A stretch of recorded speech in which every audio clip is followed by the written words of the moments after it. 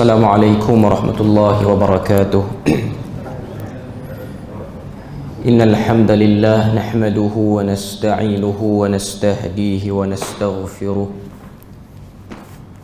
ونعوذ بالله من شرور أنفسنا ومن سيئات أعمالنا. من يهده الله فلا مضل له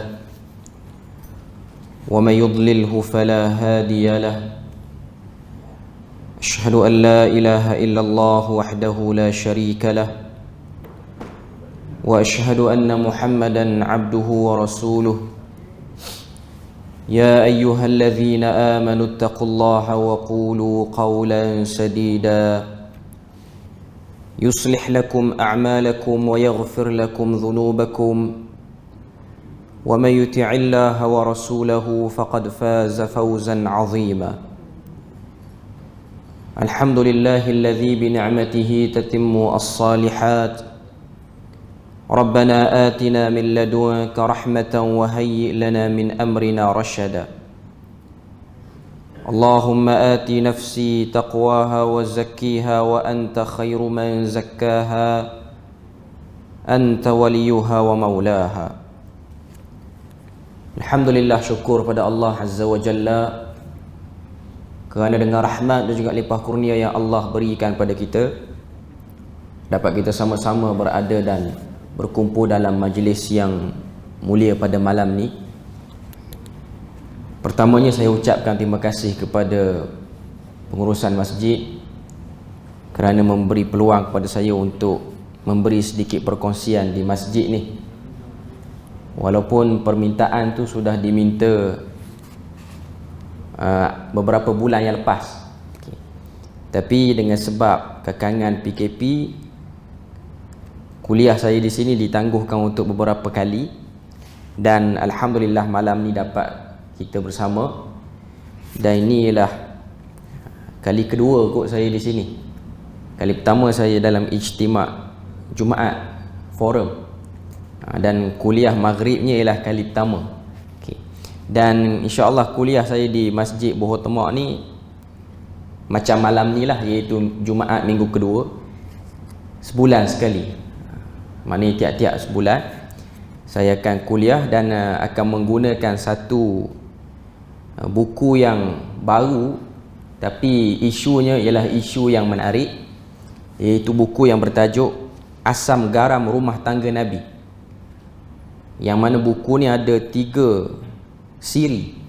Siri pertama, kedua dan ketiga ditulis oleh satu orang penulis yang masih lagi muda, iaitu Al-Fadhil Ustaz Luqman Mukhtar, yang mana buku ni pun mudah untuk kita dapati di mana-mana.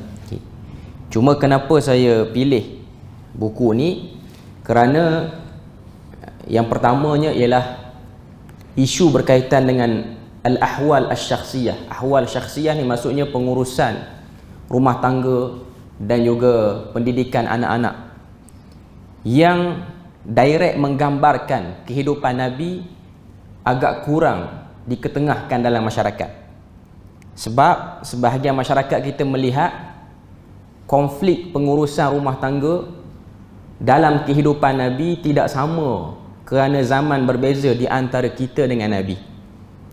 Tapi hakikatnya kalau kita lihat dalam hadis yang diriwayatkan oleh Al-Imam Al-Bukhari, Al-Imam Muslim dan lain-lain daripada para ulama hadis dalam kitab-kitab hadis mereka, menggambarkan tentang keadaan rumah tangga Nabi pun ada geloranya, seperti mana rumah tangga orang kebanyakan hatta di zaman kita sekarang ni pun. Jadi dalam buku ni, untuk bahagian yang pertama, dia datangkan pada kita 4 bahagian ataupun 4 bab, yang mana bab yang pertama dia senaraikan kerenah Nabi menghadapi isteri-isterinya. Kerenah-kerenah yang kita akan tengok, dan kita akan terkejut mungkin sebahagiannya, kerana kerenah tu lebih kurang dengan masalah orang hari ni.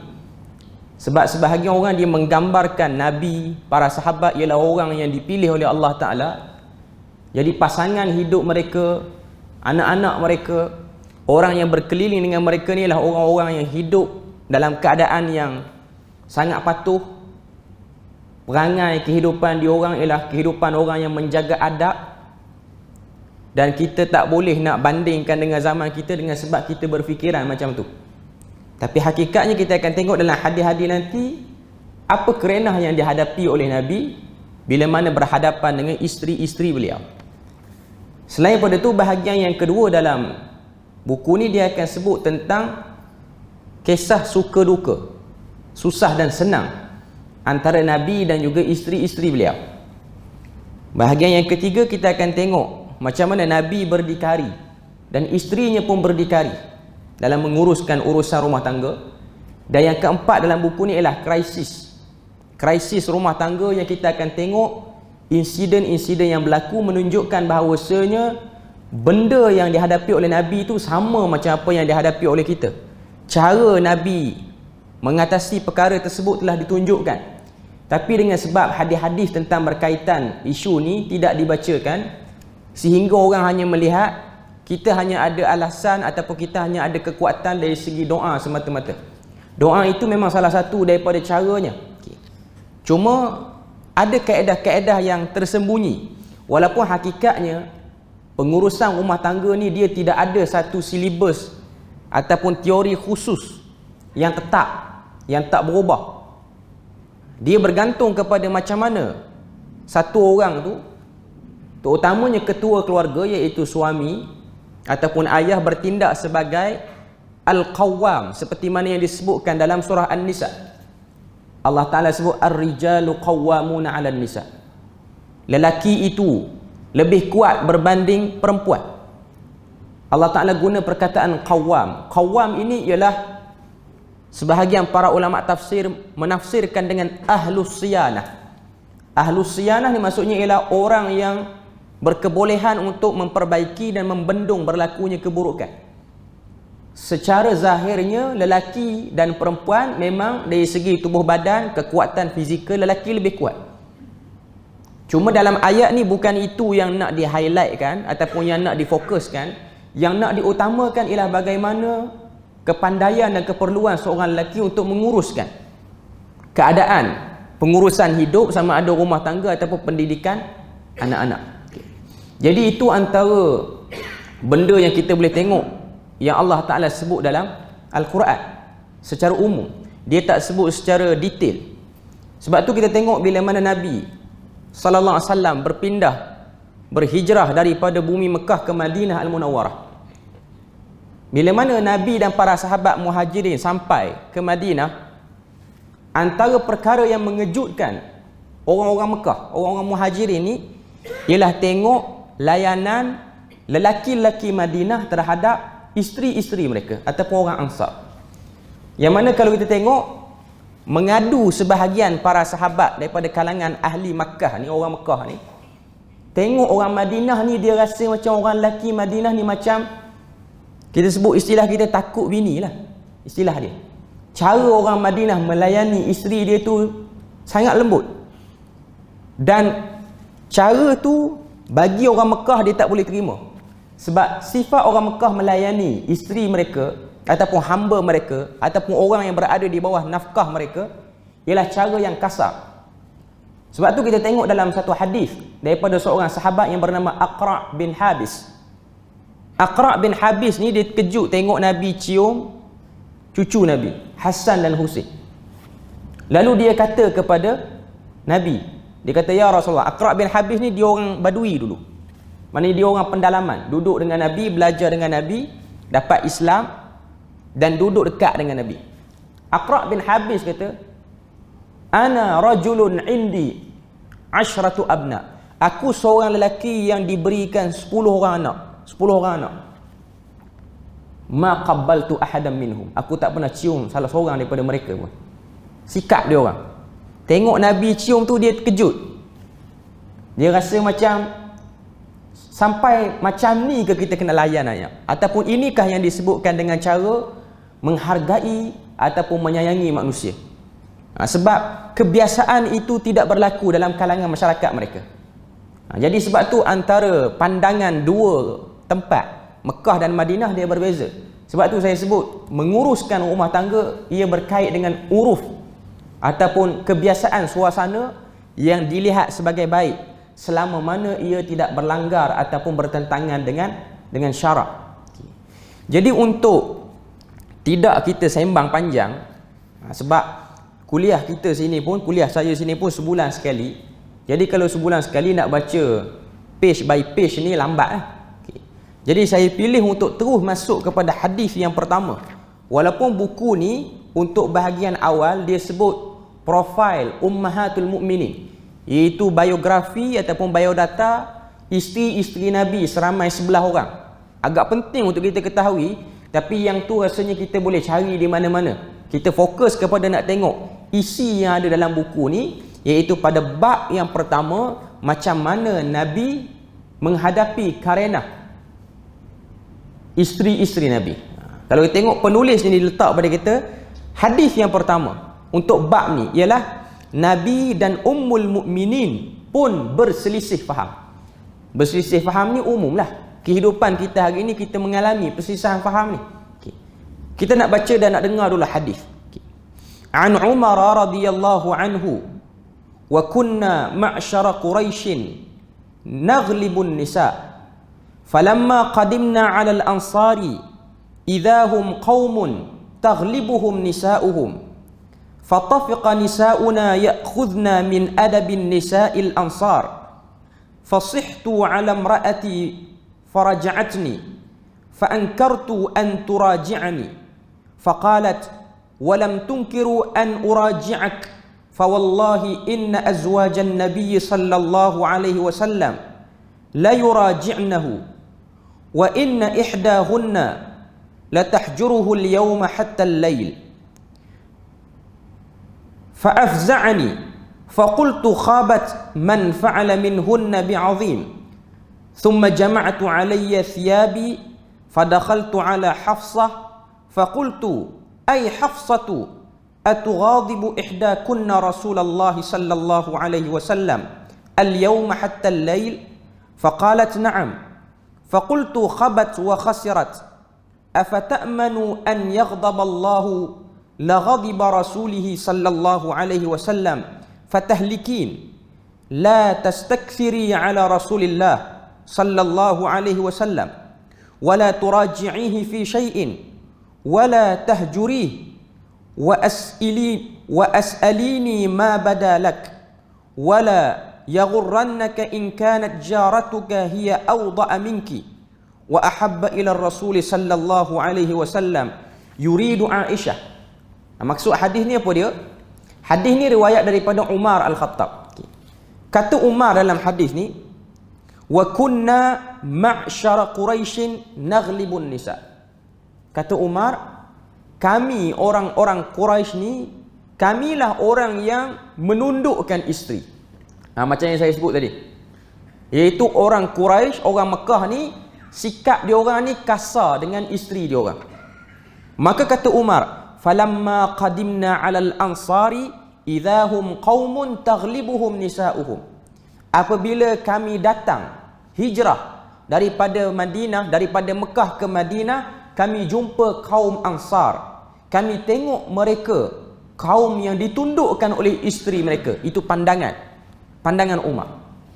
Umar melihat orang-orang Ansar ni semua jenis ditundukkan oleh isteri. Dalam erti kata lain, takut bini. Itu yang pandangan Umar, itu yang Umar lihat. Okay. Kemudian kata Umar, fatafiqa nisa'una ya'khudna min adabi nisa'il ansar.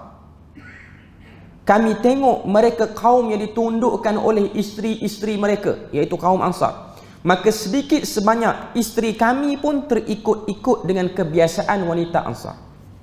Kata Umar, bila mana isteri kami ni hijrah sekali dengan Nabi daripada Mekah ke Madinah, tengok orang-orang perempuan di Madinah ni, mereka tak ditekan, mereka dilayan dengan lemah lembut oleh suami mereka, maka mereka pun nak macam tu. Dulu masa duduk di Mekah mereka kena teruk. Sekarang ni mereka nak dilayan macam saudara mereka daripada kalangan Ansar. Maka kata Umar, suatu hari aku telah memarahi isteriku, namun dia menjawabku balik. Tak pernah berlaku bila mana Umar marah isteri dia lawan balik. Tak pernah.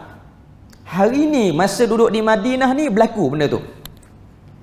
Maka kata Umar, aku tak boleh terima apa yang telah dilakukan oleh isteriku kerana tindakannya yang membangkang aku pada waktu tu. Lalu isteri Umar pun kata, mengapa kamu tidak boleh menerima perbuatanku, membantah kamu? Isteri-isteri Nabi sendiri pun menjawab mulut dengan baginda. Maknanya isteri Nabi pun jawab mulut dengan baginda.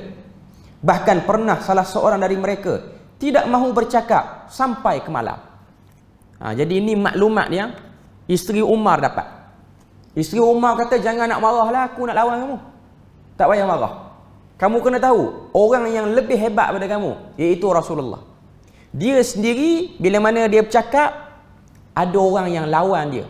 Isteri dia lawan dia. Isteri dia balas balik. Dan Nabi berhadapan dengan perangai isteri Nabi ini, mengajuk, tak bercakap dengan Nabi sampai ke malam. Antaranya ialah hadis yang diriwayatkan oleh Bukhari, iaitu hadis ketika mana Nabi SAW ni dia dapat daging banyak, daging korban. Nabi pun bahagi-bahagikan, Nabi bedak, Nabi nak bagi kepada kawan-kawan Khadijah. Sebab Nabi ni memang sayang pada Khadijah. Waktu ni dah ada di Madinah. Perbuatan Nabi, dia bagi-bagikan daging tu kepada kawan Khadijah, menyebabkan perbuatan Nabi itu diperhatikan oleh isteri Nabi, iaitu Aisyah radhiyallahu anha. Sehingga Aisyah ni jadi pelik. Isteri Nabi yang nama Khadijah ni dah mati lama dah, puluhan tahun. Maknanya 5-6 tahun dah, ataupun hampir 10 tahun dah. Nabi ni masih lagi duk teringat pada Khadijah. Masih lagi duk teringat kepada Khadijah. Sehingga Nabi ni setiap ada apa-apa, Nabi lebihkan kawan-kawan Khadijah, ataupun Nabi lebihkan adik-beradik Khadijah. Sehinggalah perbuatan tu mengundang kecemburuan Aisyah, dan Aisyah tanya, apa yang lebih seorang perempuan yang telah dikuburkan oleh Allah Ta'ala, lebih apa dia tu? Sedangkan aku ni, laqad abdalakallahu khairan minha, Allah Ta'ala dah gantikan kepadamu wahai Rasulullah lebih baik daripada Khadijah. Lalu Nabi pun jawab, tidak akan ada orang yang boleh melawan kedudukan Khadijah, isteri yang boleh lawan kedudukan Khadijah. Sebab Khadijah, daripadanya lah aku dapat anak yang ramai. Dan Khadijah itu jugalah orang yang pertama beriman kepada aku tanpa ragu. Sebab tu kalau kita baca hadis permulaan turun wahyu pada Nabi, apa respon Khadijah? Kan kalau kita baca Nabi ni baru terima 5 ayat daripada surah Al-Alaq, Iqra bismi rabbikal ladzi khalaq, 5 ataupun 6 ayat. Nabi tak pernah tengok Jibril. Nabi lari turun daripada gua Hira tu, balik turun ke rumah. Lepas tu ketuk pintu, beritahu pada Khadijah, zammiluni, zammiluni, selimutkan aku. Sebab apa kena selimut? Sebab badan rasa tak sedap, menggeletar dengan sebab tengok Jibril. Badan tu jadi berpeluh, rasa macam nak demam. Orang Arab zaman tu ataupun zaman sekarang ni pun, bila mana dia orang rasa tak sedap badan, dia orang nak baring, dia orang akan suruh orang lain untuk zammiluhu. Zammilu ni maksudnya selimutkan aku, nak bagi aku ni hilang rasa menggeletar, rasa tak sedap badan. Bukan selimut kerana nak tidur. Sebab tu kalau kita baca Quran, dia ada 2 surah. Satu surah Muddathir, satu surah Muzammil. Bahasa Melayu terjemah Muzammil, wahai orang berselimut, Muddathir pun wahai orang berselimut. Tapi ada beza dua-dua selimut tu. Muzammil ni maksudnya wahai orang yang berselimut kerana tak sedap badan. Muddathir maksudnya wahai orang yang berselimut kerana sedap tidur. Itu beza. Muddathir dengan Muzammil ada perbezaan. Okay. Jadi Nabi tak sedap badan, maka Khadijah pun selimutkan Nabi. Khadijah selimutkan Nabi. Nabi pun cerita apa Nabi jumpa di sana. Nabi jumpa sekian, Nabi dapat sekian. Cuma dalam kepala Nabi ni, Nabi duk terfikir, aku ni dah kena dah kali ni. Aku ni kali ni memang dah kena. Apa yang dah kena? Kena sampuk dengan jembalang mana sebab tak mahu sembah berhala. Itu yang Nabi fikir. Sebab Nabi 3 tahun dah, asar Ramadan je naik atas bukit, asar Ramadan naik atas gunung. Sebab Nabi tak bersetuju dengan sembah berhala. Nabi rasa macam sembah berhala ni tak betul. Jadi Nabi tengok apa lagi ibadah yang dia boleh buat. Naiklah dia bersendiri di atas gua. Dalam gua. Atas gua tak buat apa. Dalam gua lah maknanya. Atas bukit dalam gua. Okey. Duduk dalam tu. Okey. Jadi tahun ketiga ketika mana umur Nabi cukup 40, Nabi terima dan Nabi berjumpa dengan Jibril. Okey. Khadijah pada waktu tu selama 3 tahun tu asal bulan Ramadan dia akan bekalkan Nabi dengan bekal dan Nabi akan bawa bekal tu naik ke atas gua Hira tu. Duduk dalam tu. Nabi beribadah situ. Dengan Nabi pandang Kaabah, Nabi tengok, Nabi fikir, apa sebenarnya agama yang betul ni? Sehingga turunnya utusan iaitu Jibril dan sampaikan wahyu kepada Nabi. Saya nak sebut sini, first bila mana Nabi cerita, apa jawapan Khadijah? Khadijah kata, wallahi la yukhzikallahu abada. Demi Allah, Allah Ta'ala tak akan hinakan orang macam kamu. Itu jawapan Khadijah. Khadijah tak kata, itulah naik sangat atas bukit rajin, hantu jembalang punya ramai, balik dah demam, bukan nak duduk rumah pun. Dia tak kata lagu tu. Dia sebut dengan jawapan yang macam tu. Nak tunjuk kepada kita Khadijah sangat faham, sehingga Khadijah sendiri telah memberi tawaran pada Nabi, esok kita pergi jumpa Waraqah bin Naufal, kita dengar Waraqah bin Naufal nak kata apa terhadap apa yang telah berlaku pada kamu ni. Sebab Waraqah bin Naufal itulah antara orang yang tidak terlibat dengan penyembahan berhala, sebab dia seorang yang disebut sebagai ahli kitab. Bila mana Waraqah bin Naufal kata, yang bertemu dengan kamu di gua itu ialah namus Jibril. Ini petunjuk Nabi ni Rasul. Nabi ni penyambung risalah daripada Nabi terdahulu. Apa respon Khadijah? Balik rumah Khadijah terus beriman. Khadijah tak kata, nanti dulu, tunggu 2-3 wahyu lagi, bagi kemas sikit baru kita beriman. Tak. Terus dia beriman. Sebab tu Nabi dia sangat-sangat terkesan dengan kewafatan Khadijah, dan dia sangat-sangat terasa kalau orang kata pada Khadijah, walaupun itu datang pada isterinya sendiri. Sehingga Nabi kata tidak ada orang yang boleh menandingi tempatnya. Nabi sebut lagu tu, Aisyah ni dia terasa hati. Riwayat kata semalam tak bercakap dengan Nabi, sehari semalam tak bercakap. Punya kuat cemburu. Tu cemburu dengan yang dah mati. Kalau madu tu hidup, mungkin dia pergi ligan rumah kawan tu. Nasib baik kawan tu mati dah. Maknanya dengan yang mati pun cemburu dia dahsyat.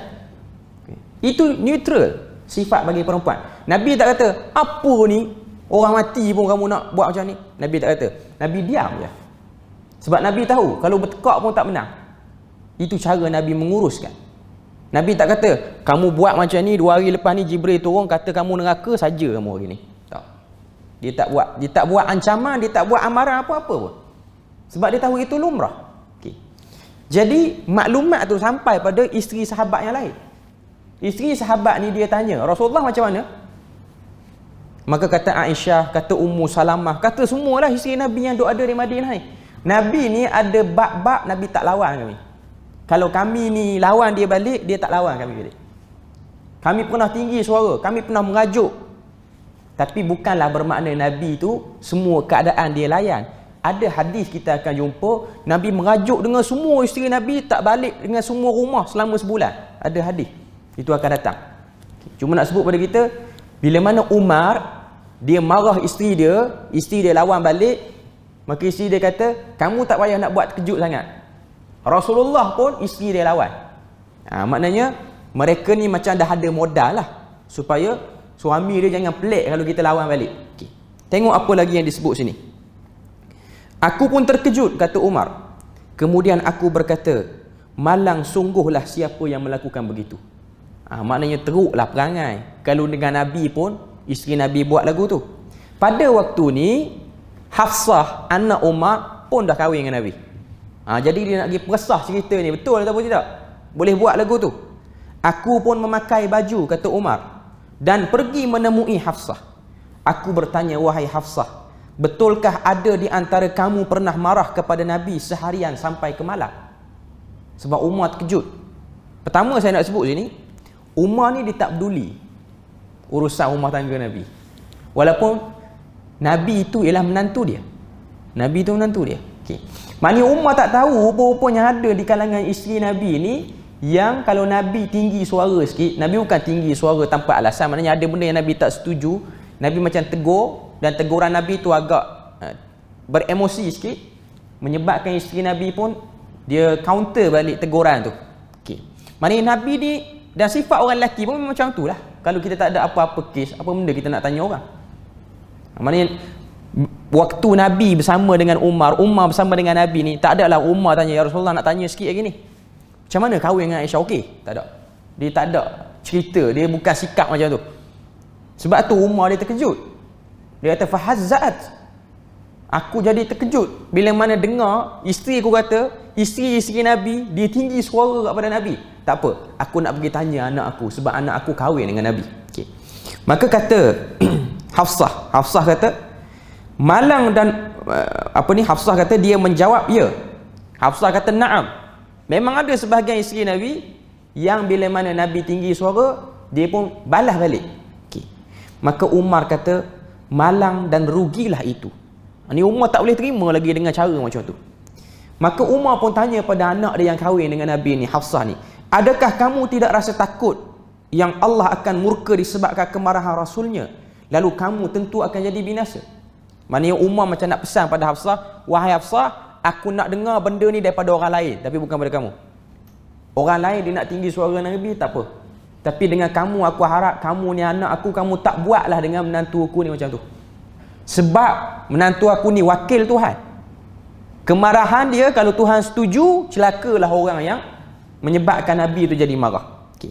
Maka kata Umar, janganlah kamu asyik meminta-minta pada Rasulullah. Jangan minta banyaklah pada Nabi itu.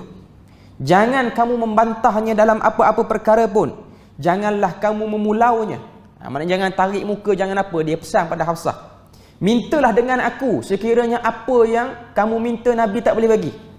Punya nak jaga hubungan supaya jangan berenggang sampai ada keadaan orang kata apa, kalau lah Nabi marah pada Hafsah ni, Nabi nak cerai ke apa, tak mahulah orang kata apa, pangkat Nabi tu ataupun Nabi tu lari pada hubungan keluarga dia. Maka Umar kata, kalau kamu tak cukup apa-apa, kamu main minta dengan aku kalau suami kamu tak dapat bagi. Janganlah kamu cemburu dengan madu yang lebih menawan dan lebih disukai oleh Rasulullah, iaitu Aisyah. Umar dia beri pesan pada anak dia Hafsah, jangan kamu cemburu kalau tengok Nabi tu dia lebihkan Aisyah. Sebab dalam ramai-ramai isteri lepas daripada kewafatan Khadijah, isteri yang Nabi yang kata apa, beri perhatian, hakikatnya Nabi beri perhatian ni adil semua sekali. Cuma Nabi beri perhatian yang khusus pada Aisyah sebab Aisyah ni ialah perempuan yang muda. Perempuan muda, Nabi kahwin dia anak dara. Yang lain ni semua dah ada experience, dah ada suami sebelum ni. Jadi yang muda ni, dia punya experience dia tu, dia punya masalah, bila mana dia kena sesuatu, dia tak boleh nak urus dengan baik. Sebab tu kita akan tengok ada satu hadis, dan hadis tu kalau kita tengok ada juga dalam buku ni. Nanti kita akan tengok Aisyah ni dia terasa dengan perbuatan sebahagian isteri Nabi, yang bila mana Nabi bawa sahabat ke rumah Nabi, mereka ni pun dijamu oleh Aisyah. Aisyah ni dari segi masak dia tak berapa excellent macam yang lain. Masak ni dia menang pada Ummu Salamah sebenarnya. Jadi hari tu Ummu Salamah ni dia tahu Aisyah ni mungkin tak sempat nak masak. Ramai sahabat yang mari ni ramai. Takut dia nak masak, dia tak pandai nak bajet, takut makanan tak cukup ke macam mana. Jadi dia masak siap-siap. Tapi perempuan dia tak faham, dia tak nampak perbuatan madu dia tu sedang membantu dia. Dia nampak perbuatan Ummu Salamah tu ialah cuba nak tarik perhatian Nabi, nak suruh Nabi puji dia lebih. Sebab tu bila mana makanan Ummu Salamah tu sampai, dia punya orang kata apa, hamba dia datang, hamba dia bawa ini makanan pada tuan aku. Apa respon Aisyah? Aisyah ambil, Aisyah buat-buat macam terlanggar pintu, makanan tu jatuh terburai habis atas lantai. Makanan tu jatuh habis.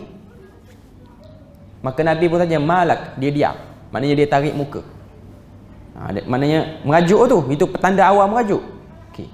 Maka Nabi buat apa? Nabi ambil balik bekas baru. Nabi kutip lagi kuah-kuah yang masih elok. Nabi letak. Nabi ganti bekas yang pecah tu. Bagi balik kepada Ummu Salamah.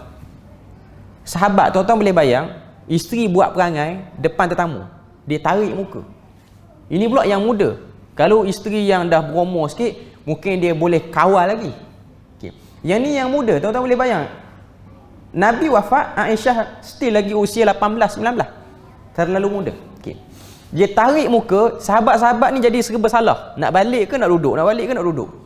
Nampak dia orang macam nak perang ada orang. Macam tuan-tuan pergi rumah mana-mana kawan-kawan kita, kita elok nak duduk meja makan apa semua, tiba-tiba isteri dia tarik muka meragam. Kita pun jadi serba salah, nak duduk dalam rumah tu apa tidak. Mungkin kita akan ambil pilihan, kita balik lah. Biar dia orang urus lah. Okay. Nabi, dia tengok sahabat, dia kata kamu makan. Kamu semua makan. Hari ni tuan rumah tak apa elok sikit. Tu yang Nabi jawab. Nabi tak buat apa-apa. Lepas pada sahabat balik, tak ada Nabi panggil Aisyah, tarik tangan Nabi kata, kamu ni depan kawan aku je buat perangai. Nabi tak kata. Nabi diam. Nabi tak buat apa-apa pun.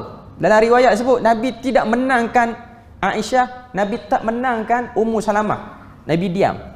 Nabi leraikan macam tu saja. Okay. Benda-benda ni saya cerita sebab apa? Sebab sebahagian orang mungkin dia ingat rumah tangga Nabi ni dia tak gelora macam rumah tangga kita. Kita baca hadis ni baru kita tahu, oh lebih kurang lah. Kita pun menghadapi masalah ni. Benda yang sama. Dan ini ialah ahli-ahli syurga ni. Isteri Nabi ni semua ahli syurga ni. Cuma nak menunjukkan itulah sifat seorang perempuan. Yang dia ada emosi dia. Sebab tu Nabi sebutlah hadis, orang perempuan ni kita berurusan dengan dia seperti mana kita, Nabi buat perumpamaan. Perempuan itu seperti tulang rusuk. Seperti tulang rusuk. Sebab tu hadis yang kata perempuan dibuat pada tulang rusuk ni khusus kepada Hawa sahaja. Hawa lah, pasangan pada Adam. Maknanya memang diambil daripada tulang rusuk Adam. Itu pun riwayat Israiliyat. Ada yang terima, ada yang tak terima. Ada pun semua orang perempuan hari ni dia tak buat daripada tulang rusuk.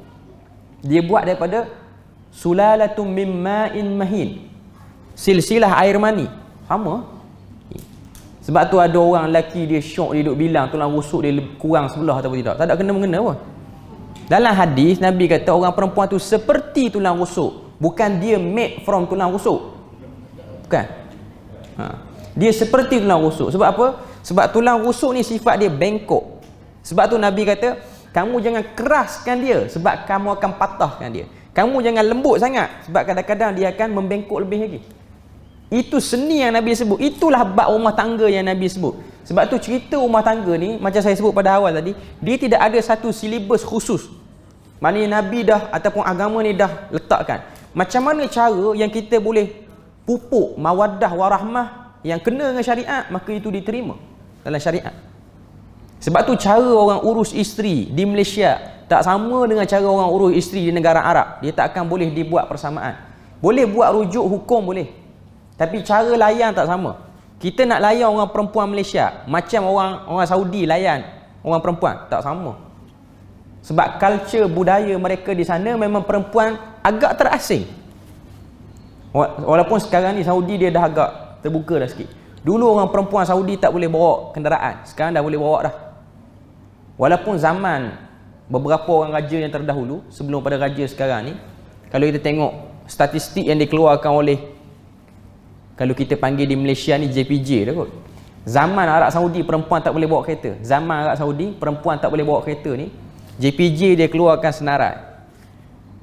Pemilik kenderaan di negara Arab Saudi majoriti perempuan walaupun tak boleh bawa kereta.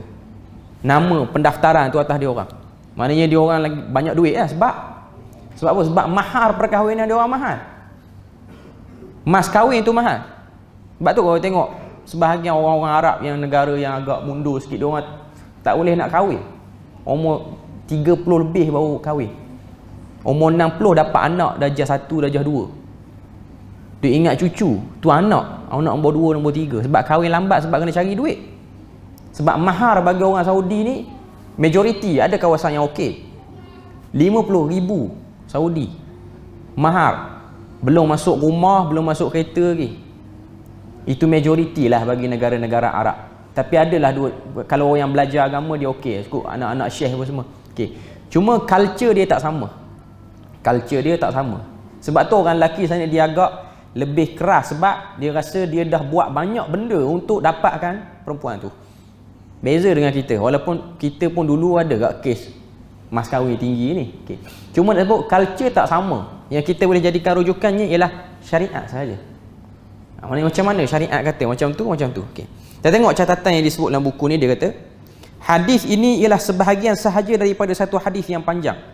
Hadis ini berulang pada banyak tempat dalam Sahih Bukhari kerana terkandung banyak panduan dan hukum dari pelbagai sudut.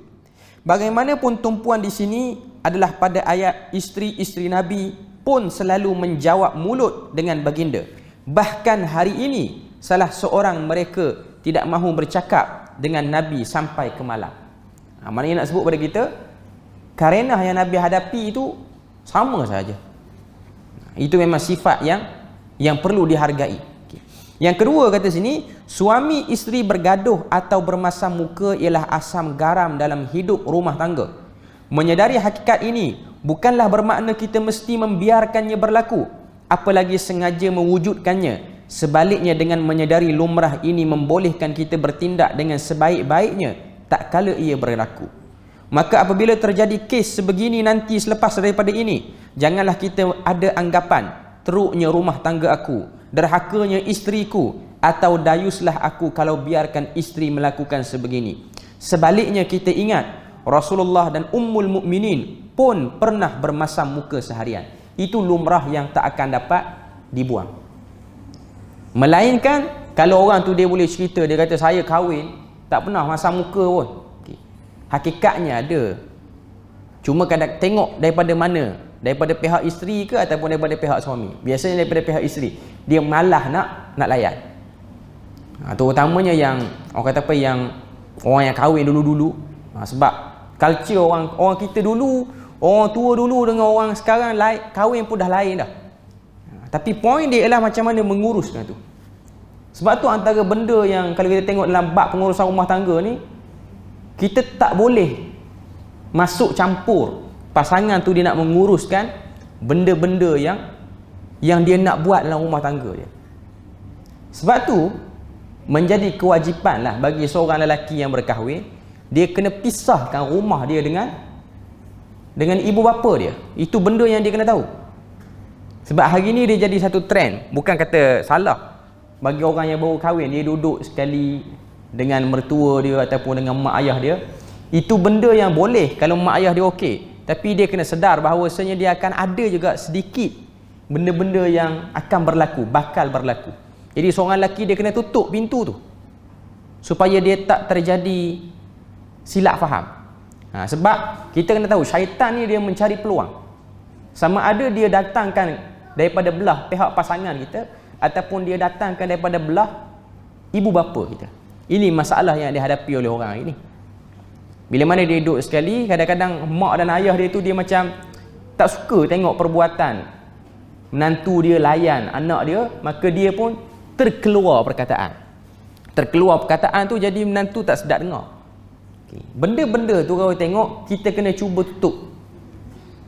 Sebab tu saya ingat perumpamaan yang disebut oleh guru kami masa belajar dulu. Dia kata antara benda yang Allah Ta'ala, yang Nabi suruh kita tengok ni ialah burung. Nabi sebut dalam hadis, Nabi kata lau annakum tatawakkaluna 'ala Allahi haqqa tawakkuli, sekiranya kamu bertawakal kepada Allah dengan sebenar-benar tawakal, la razaqakum kama yarzuqut tayr, kamu akan diberi rezeki seperti mana diberi rezekinya seekor burung.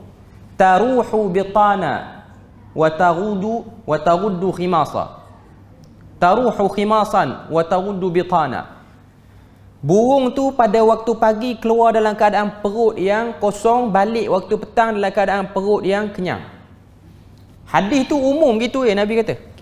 Cuma hadis ni kita boleh tengok banyak bab. Antaranya yang pertama confirm lah bab tawakal. Yang kedua mengurus rumah itu. Sebab tu kita akan tengok burung, tuan-tuan tengok burung. Dalam sarang burung ni, burung mana yang ada ibu dia dengan anak burung yang kecil. Kita tak akan tengok bila mana burung tu dia dah besar, dia nak tumpang lagi sarang burung mak dia. Tak ada. Dia tak tumpang. Apatah lagi dia nak bawa pasangan dia dalam sarang tu.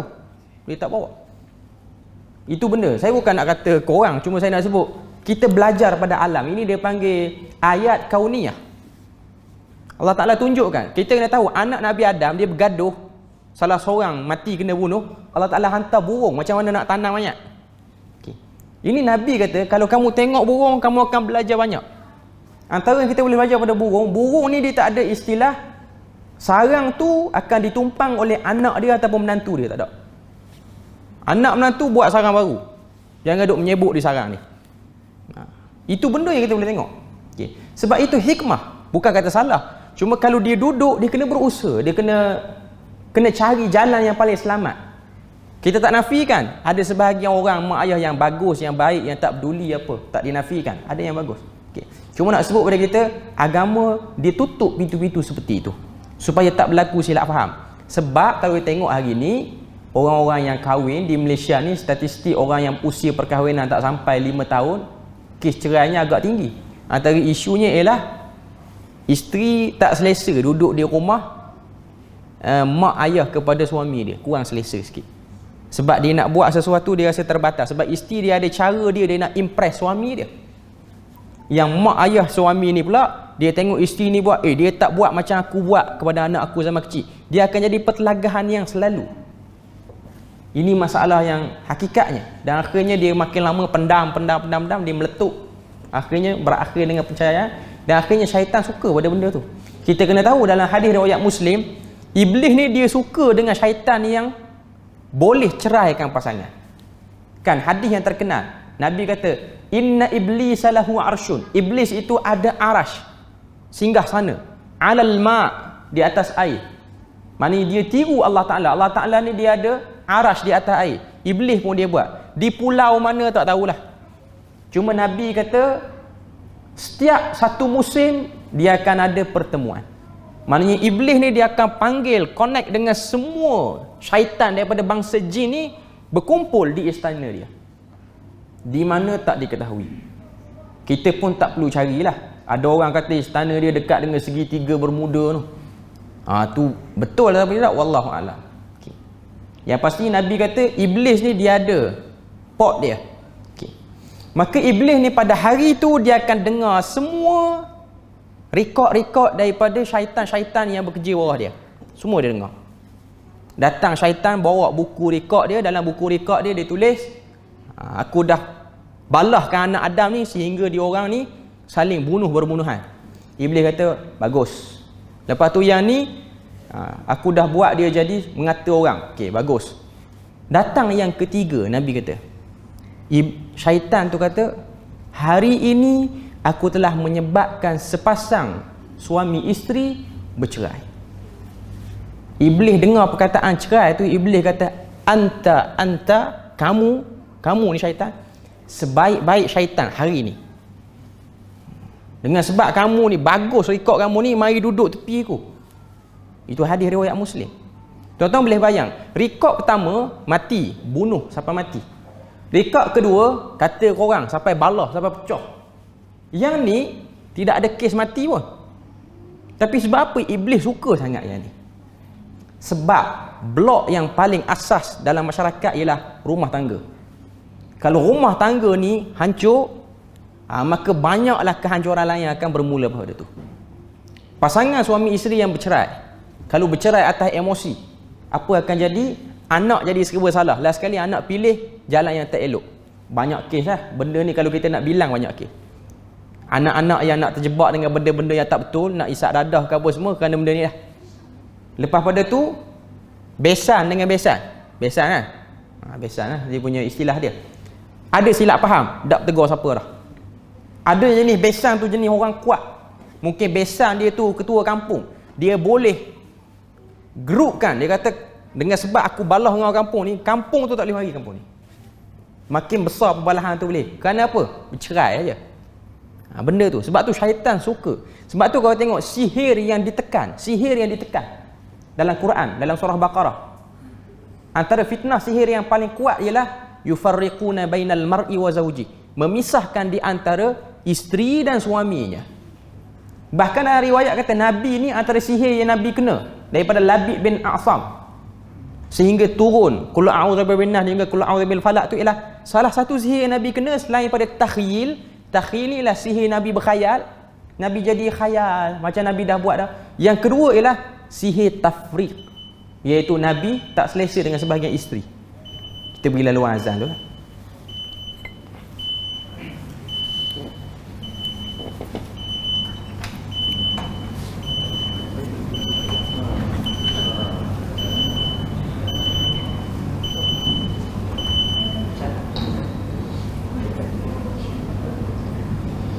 Allahu Akbar, Allahu Akbar, Allahu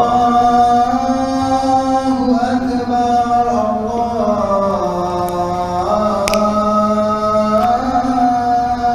Akbar. Asyhadu an la ilaha illallah.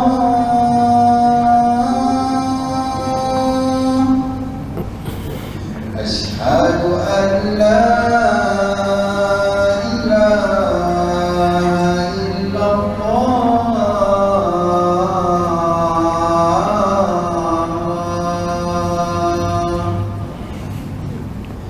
أشهد أن محمدا رسول الله. أشهد أن محمدا رسول الله.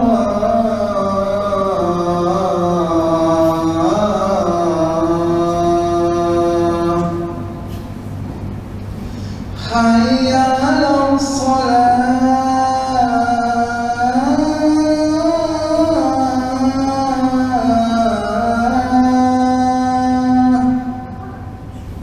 حي على الصلاة.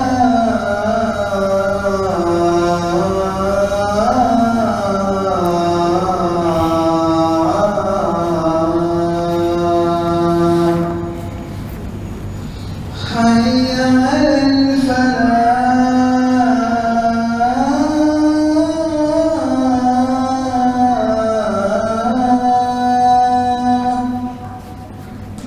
حي على الفلاح.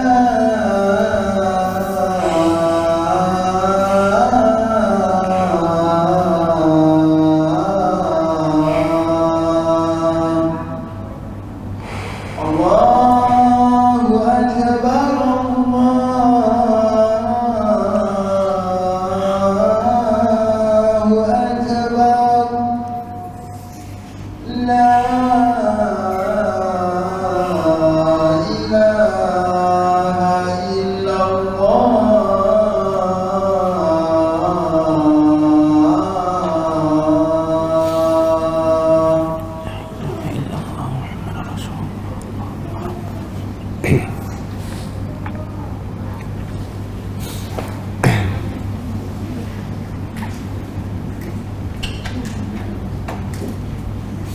Okey, kita sambung sikit lagi.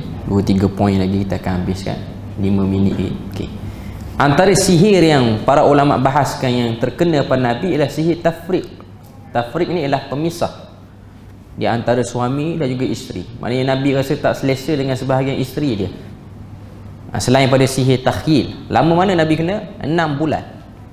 Maknanya Nabi sendiri tak selamat daripada sihir. Dan antara sihir yang Nabi kena ialah sihir yang cuba nak kacau rumah tangga dia. Sebab iblis, syaitan, dia suka kepada benda ni. Sebab tu kita kena berusaha untuk menutup pintu-pintu yang boleh menyebabkan berlakunya perceraian. Walaupun hakikatnya perceraian tu berlaku di kalangan para sahabat. Ada sahabat yang bercerai. Ada sahabat yang bercerai. Antaranya Zubair bin Al-Awwam dengan Asma binti Abi Bakar. Adik-beradik dengan Aisyah. Cuma pilihan yang mereka lakukan, kes yang berlaku, dia orang kata apa, tak sama dengan situasi zaman kita ni. Maknanya zaman mereka tu, mereka ada Nabi yang boleh mengesahkan rumah tangga dia orang. Maknanya Nabi dengar dua-dua kes. Zaman kita ni walaupun sudah diadili oleh hakim, kadang-kadang benda tu boleh berlaku berat sebelah. Jadi nak sebut pada kita, persiapan bagi seorang yang nak berkahwin ataupun yang dah berkahwin ialah ilmu tu harus di-upgrade selalu. Sebab tu kita kena baca hadis berkaitan karenah ni. Sebab orang biasa cerita yang elok, yang manis, yang sedap ya. Okay. Antara benda yang orang tak biasa ceritanya ialah berkenaan dengan karenah ni. Sebab tu saya ada cadang kan kepada pihak Jabatan Agama supaya jadikan buku ni untuk kursus perkahwinan. Benda ni kena sebut supaya orang muda tahu kahwin tidak hanya pada benda-benda yang menyeronokkan. Kahwin juga kena ada kesedaran untuk menghadapi karenah tu. Bukan nak takut kan, tapi nak kena tahu Nabi menghadapi. Sebab satu kefahaman masyarakat dia kata Nabi ni tak berlaku benda-benda macam tu. Nabi menghadapi. Cuma Nabi boleh pertahankan rumah tangga dia. Dan Nabi menjadi orang yang sangat berjiwa besar menghadapi pasangan-pasangan dia. Kematangan emosi. Sebab tu buku ni saya tengok dia lebih kepada nak mengajar macam mana menguruskan kematangan emosi. Emosi bersedia menghadapi waktu-waktu yang tegang, waktu-waktu yang kita sebut sebagai waktu pasangan itu bertegang urat. Macam mana dia nak menguruskan. Dan pertama yang saya nak highlight di sini sebagai yang terakhir, setiap perubahan cara melayan pasangan bagi setiap masyarakat itu, kalau ianya masih betul dengan syariat, maka dia tak ada masalah. Walaupun ada orang dia nampak cara dia layan isteri dia tak patut kot. Tapi selama mana isteri dia tidak mengadukan sesuatu benda dan dia rasa selesa, benda tu tak ada masalah. Okay. Yang penting benda tu membuahkan seperti mana yang Quran sebut, litaskunu ilaiha. Kamu rasa selesa duduk dengan pasangan kamu, mawaddatan wa rahmah. Dalam keadaan kamu sayang dan juga kamu saling rahmat, merahmati antara satu sama lain. Saya nak sebut sini lah karenah. Karenah akan dihadapi. Cuma jangan terkesan dengan karenah sehingga melihat karenah itu sebagai bentuk kederhakaan ataupun bentuk kurang hajar yang kita silap faham. Okay. Jadi rasanya berpada situ je kot untuk malam ni. InsyaAllah kita akan tengok lagi hadis-hadis yang lain pada kali yang akan datang, pada bulan seterusnya lah. Okay. Jadi ada soalan ke yang nak bertanya sebelum tutup? Kalau ada.